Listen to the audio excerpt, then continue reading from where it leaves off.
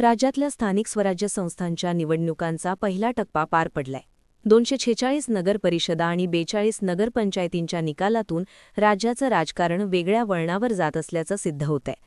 महायुतीने 288 नगराध्यक्ष पदांपैकी तब्बल 214 जागा जिंकल्यात, तर मवियाला जेमतेम 49 जागा मिळवता आल्या आहेत. 25 ठिकाणी अन्य पक्षांचे किंवा स्थानिक आघाड्यांचे उमेदवार नगराध्यक्ष झालेत. त्यातही काही महायुतीला अनुकूल असल्याचं सांगितलं जातंय. या निकालाने अनेकांचे अंदाज चुकवले असले तरी तो पूर्णपणे अनपेक्षित नक्कीच नव्हता. भाजप आणि महायुतीने पहिल्या दिवसापासून ज्या गांभीर्याने ही निवडणूक हाताळली तसं गांभीर्य विरोधी महाविकास आघाडीमध्ये शेवटच्या दिवसापर्यंत दिसत नव्हतं. अनेक ठिकाणी महायुतीला विरोधी वातावरण होतं, पण तिथली विरोधाची स्पेस भरून काढण्यात मवियाला यश आलं नाही. उलट जिथे मवियातल्या पक्षांचा प्रभाव आहे अशा ठिकाणी महायुतीतल्या पक्षांनीच एकमेकांच्या विरोधात लढत त्यांची सुद्धा स्पेस खाऊन टाकली. अर्थात हे सगळं घडत असताना मवियाच्या नेत्यांना ते माहीत नसावं असं अजिबात म्हणता येत नाही. खरं तर नगरपरिषद, नगरपंचायतींसारख्या निवडणुकांमध्ये स्थानिक पातळीवरचे कार्यकर्ते खूप सक्रिय असतात. ग्राउंडवर काय घडतंय हे त्यांच्याकडून नेत्यांपर्यंत पोहोचत असतं. पण तरीही मवियाच्या नेत्यांनी वेळीच हालचाली केल्या नाहीत. त्यामुळेच आजच्या निकालाने विरोधकांना फटका दिल्याचं दिसतंय. महायुतीतल्या पक्षांनी आणि नेत्यांनी ही निवडणूक कशी लढवली, विरोधी मवियाचं नेमकं काय चुकलं आणि यातून पुढच्या निवडणुकांमध्ये काय होऊ शकतं, सगळ्या प्रश्नांची उत्तरं जाणून घेऊ या व्हिडिओतून. राज्याच्या राजकारणात सध्या स्थानिक स्वराज्य संस्थांच्या निवडणुकांचं वारं जोरात वाहतंय. विधानसभा निवडणुकीच्या निकालानंतर बदललेल्या समीकरणांचा मोठा प्रभाव या निवडणुकांवर दिसून येतोय. महायुती आणि त्यातही भाजप अत्यंत दक्ष राहून शिस्तबद्धपणे आपली ताकद वापरत असताना महाविकास आघाडी मात्र समन्वयाच्या अभावामुळे बॅकफूटवर गेल्याचं चित्र नगरपरिषद, नगरपंचायतींच्या निकालातून समोर आलंय. एकूण 288 नगराध्यक्ष पदांपैकी 120 पदे भाजपने तर 54 पदे शिंदे सेनेने जिंकली आहेत. 40 ठिकाणी राष्ट्रवादीच्या अजित पवार गटाचे उमेदवार निवडून आले आहेत. यामध्ये बहुतांश ठिकाणी नगराध्यक्ष पदासह महायुतीतल्या पक्षाचं संपूर्ण पॅनल निवडून आलं असलं तरी अनेक जागी महायुतीचा अध्यक्ष आणि विरोधी पक्षाचं पॅनल अशी स्थिती निर्माण झालीय. काही ठिकाणी महायुतीतल्या पक्षांना निसट्ट बहुमत मिळाले. विरोधी महाविकास आघाडीतल्या काँग्रेसची कामगिरी त्यातल्या त्यात बरी दिसतीये. 34 ठिकाणी काँग्रेसचे नगराध्यक्ष निवडून आलेत. पण या तुलनेत 7 नगराध्यक्ष पदे जिंकणारा राष्ट्रवादीचा शरद पवार गट आणि 8 पदे मिळवणाऱ्या शिवसेना उद्धव ठाकरे गटावर मात्र नामुष्कीची वेळ आली आहे. साहजिकच भाजप आणि महायुतीमध्ये या यशाचा दणक्यात जल्लोष सुरू आहे. तिकडे मवियामध्ये मात्र या अपयशाचं श्रेय घेण्यासाठी कोणी समोर येत नसल्याचं दिसतंय. आता दुसऱ्या टप्प्यात मुंबईसह 29 महापालिकांच्या निवडणुका होत आहेत. पुढे जिल्हा परिषद, पंचायत समित्यांच्या निवडणुका होतील. नगरपरिषद, नगरपंचायतींच्या निवडणुका निमशहरी आणि ग्रामीण भागात होत असल्याने त्या पातळीपर्यंत पक्षाचा विस्तार करण्याची संधी म्हणूनही त्याकडे पाहिलं जातं. भविष्यातल्या लोकसभा आणि विधानसभेची बेगमीही याच निवडणुकांमधून होते.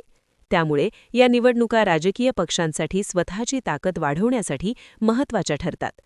पण नगरपरिषद आणि नगरपंचायतींच्या या निवडणुकीने तळापर्यंत वर्चस्व निर्माण करण्यात राज्यातील सत्ताधारी महायुतीच यशस्वी ठरल्याचं दिसतंय. मग विरोधी महाविकास आघाडीला हे का जमलं नाही याचं उत्तर शोधताना 2-3 गोष्टी प्रामुख्याने समोर येतात. पहिली गोष्ट म्हणजे महायुतीतले तिन्ही पक्ष आणि त्यातही भाजप पहिल्या दिवसापासून या निवडणुकीला युद्ध मानून मैदानात उतरला होता. खरं तर विधानसभा निवडणुकीत महायुतीला एवढं प्रचंड बहुमत मिळाले. शिवाय लाडकी बहीणसारखी हुकुमी योजना अजूनही सुरू आहे. याला चाळणी लागली असली तरी बहुतांश महिलांना तिचा लाभ मिळतोय. शिवाय सरकारपुढे अडचण निर्माण करणारा मराठा आरक्षण आंदोलनासारखा संवेदनशील मुद्दाही बराच शमलाय. मग असं असतानाही सत्ताधाऱ्यांना एवढी धावपळ करायची काय गरज होती असा प्रश्न कुणालाही पडू शकतो. पण राजकारणात कधीही गाफील राहून चालत नाही. निवडणुकांच्या काळात तर अजिबातच नाही. नेमकी हीच गोष्ट अनेक दशके राजकारणात घालवलेले मवियाचे नेते विसरले असावेत असं या निवडणुकीत जाणवत होतं. मुख्यमंत्री देवेंद्र फडणवीस, उपमुख्यमंत्री एकनाथ शिंदे आणि अजित पवार आपापल्या पक्षाच्या उमेदवारांसाठी गावोगावी सभा घेत होते तेव्हा विरोधी नेते मात्र असे दौरे करताना फारसे कुठे दिसत नव्हते. फडणवीस आणि शिंदे चांद्यापासून बांध्यापर्यंत धावाधाव करत रोज 4 ते 5 सभा घेत होते. अजित पवार तुलनेने उशिरा प्रचारामध्ये उतरले, पण त्यांनीही रोज 4 ते 5 सभा घेतल्या. प्रचाराची वेळ संपण्याआधी सभा घेण्यासाठी शिंदे आणि अजित पवारांनी कशी धावाधाव केली याचे व्हिडिओही सोशल मीडियावर व्हायरल झाले. याउलट राष्ट्रवादी काँग्रेस शरद पवार गटाचे प्रमुख नेते मात्र प्रचारात फारसे दिसत नव्हते. एरवी एका सभेतून निकाल फिरवण्याचा करिश्मा असलेले शरद पवारही प्रचारापासून दूर असल्याचेच दिसत होतं. विजय वडेट्टीवार, बाळासाहेब थोरातांसारखे काँग्रेसचे नेते सभा घेत होते, पण त्यासुद्धा आपल्याच प्रभाव क्षेत्रात, म्हणजे जिथे महायुती कमजोर आहे अशा ठिकाणी जाण्यापेक्षा ते आपापला गड राखण्यासाठी शक्ती खर्च करत होते. शिवसेनेच्या ठाकरे गटाची सगळी भिस्त जिल्हा आणि तालुका पातळीवरच्या नेत्यांवरच होती, कारण पक्षप्रमुख उद्धव ठाकरेंसह सगळी वरिष्ठ नेते मुंबई महापालिकेची फिल्डिंग लावण्यातच गुंतल्याचं दिसत होतं. ज्यांनी मैदानात उतरून पक्षाच्या उमेदवारांचा प्रचार करायला पाहिजे असे नेते मातोश्री ते शिवतीर्थ या टप्प्यातच धावाधाव करत होते. त्यामुळे उद्धव सेनेसाठी राज्यातल्या सुमारे 250 नगर परिषदा, 40हून अधिक नगरपंचायती एकीकडे आणि एकटी मुंबई महापालिका एकीकडे अशी स्थिती निर्माण झाली. मवियाच्या पिछेहाटीचं दुसरं कारण म्हणजे विरोधाची स्पेस ताब्यात न घेणं. महायुतीच्या सत्तेला जेमतेम वर्षभर झालं असलं तरी या सरकारमध्ये सगळं काही अलबेल नसल्याचं अनेकदा समोर येत होतं. कधी भाजप शिंदे सेनेत सुरू असलेली चढाओढ, तर कधी धनंजय मुंडे, संजय शिरसाट, माणिकराव कोकाटे सारख्या मंत्र्यांमुळे निर्माण झालेले वाद विरोधकांना सत्ताधाऱ्यांची कोंडी करण्याच्या अशा अनेक संधीत चालून आल्या. पण त्यांना या गोष्टींचा ना राज्यस्तरावर लाभ उठवता आला ना स्थानिक पातळीवर. खरं तर नगरपरिषद, नगरपंचायतींची गावं अनेक नागरी समस्यांनी वेढलेली असतात. कधी सरकार निधी देत नाही, तर कधी स्थानिक प्रशासन काम करत नाही. त्यामुळे तिथल्या नागरिकांमध्ये व्यवस्थेविरुद्ध सुप्त असंतोष असतो. पण मवियाच्या नेत्यांना अशा मुद्द्यांना हवा देता आली नाही, म्हणजे एका अर्थाने प्रत्येक ठिकाणी असलेली विरोधाची स्पेस ताब्यात घेऊन महायुतीच्या समोर स्थानिक मुद्द्यांचे आव्हान उभं करता आलं नाही. त्याऐवजी मवियातले पक्ष अनेक ठिकाणी एकमेकांच्या विरोधातच लढताना दिसत होते. आघाडी करायची की नाही यापासून ते जागा वाटपापर्यंत तिन्ही पक्षात कुठेच ताळमेळ नसल्याने ही स्थिती निर्माण झालीय. याचा फायदा महायुतीने उठवला. जिथे मवियातल्या पक्षांचा प्रभाव आहे तिथे महायुतीतल्या पक्षांनीच एकमेकांच्या विरोधात लढत त्यांची सुद्धा स्पेस खाऊन टाकली. शिवाय जिथे आपल्या मित्रपक्षाची ताकद आहे तिथे त्याला चाल देतानाच विरोधी पक्षाला स्पेस राहणार नाही याची खबरदारी घेतली.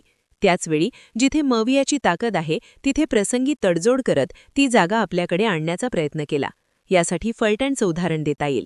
तिथे राष्ट्रवादीच्या अजित पवार गटाचे रामराजे निंबाळकर आणि भाजपचे रणजितसिंह नाईक निंबाळकर यांच्यात उभा दावा आहे. नगराध्यक्षपदासाठी रामराजेंनी आपला मुलगा अनिकेत राजे आणि रणजितसिंहांनी आपले बंधू समशेर सिंग यांना मैदानात उतरवलं होतं. या दोघांमधील वैमनस्याचा फायदा उठवत रामराजेंना आपल्याकडे वळवणं शरद पवारांना शक्य होतं, पण त्यांनी तसं केलं नाही. ही स्पेस एकनाथ शिंदेंनी भरून काढली. त्यांनी अनिकेत राजेंना शिंदे सेनेची उमेदवारी दिली. भाजपसोबत महायुतीत असूनही एकनाथ शिंदेंनी भाजपच्याच उमेदवाराच्या विरोधात आपला उमेदवार दिला. तिथे अनिकेत राजेंचा पराभव करून समशेर सिंग नाईक निवडून आले. शिवाय भाजपचे 20 नगरसेवकही विजयी झाले. महायुतीतल्या पक्षांनी विरोधाची स्पेसच न ठेवता मवियाची अशी दोन्हीकडून कोंडी केली होती. पण या गोष्टी रोखणं तर दूरच, त्या मवियाच्या नेत्यांच्या लक्षात तरी आल्या होत्या का असा प्रश्न आता निर्माण झालाय.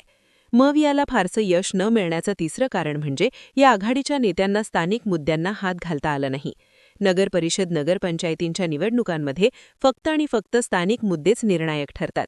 मग ते वर्षानुवर्षे न सुटलेले नागरी प्रश्न असोत की नव्याने निर्माण झालेल्या समस्या असोत, हेच विषय तिथल्या मतदारांच्या जिव्हाळ्याचे असतात. नेमकी ही गोष्ट हेरून देवेंद्र फडणवीस, एकनाथ शिंदे त्या ठिकाणच्या स्थानिक विकासाचे विषय प्रचारात आणत होते. ज्या ठिकाणी आपली सत्ता नाही तिथे बोलताना राज्य सरकारकडून निधी देण्याचं जाहीर करत होते आणि जिथे सत्ता आहे तिथल्या भाषणात आणखी नव्या योजनांची घोषणा करत होते. एकनाथ शिंदे यांनी तर पांधरकवड्याच्या सभेतूनच उद्योगमंत्री उदय सामंतांना फोन लावून तिथे MIDC दिल्याचं जाहीर करून टाकलं. दुसऱ्या एका सभेतून त्यांनी आरोग्यमंत्री प्रकाश आंबेडकरांना फोन लावून स्थानिक रुग्णालयाच्या दुरुस्ती करण्याचं जाहीर करून टाकलं. शिंदेंच्या या प्रकाराच्या प्रचारावरून मवियाच्या नेत्यांनी टीका केली, पण या स्थानिक मुद्द्यांना प्रचारात आणून त्यांनी आणखी ताकदीने त्याला काउंटर केलं नाही. शिंदेंची कृती कदाचित अयोग्य असेलही, पण त्यातून त्यांनी गाव पातळीवरच्या मतदारांवर प्रभाव निश्चितच टाकला. लोकांच्या जिव्हाळाचे असे विषय प्रचारात आणून त्यावर सत्ताधाऱ्यांना घेण्यात मवियाचे नेते कमी पडले. या आघाडीच्या यशावर त्याचाही परिणाम झाल्याचं दिसतंय. खरं तर भाजप आणि महायुती सगळ्याच निवडणुका युद्धासारख्या लढवत असेल तर विरोधकांनी हे युद्ध समजूनच मैदानात उतरायला पाहिजे होतं, पण तसं झाले नाही. उद्धव आणि राज ठाकरे हे बंधू एकमेकांची युती करण्यात अडकले.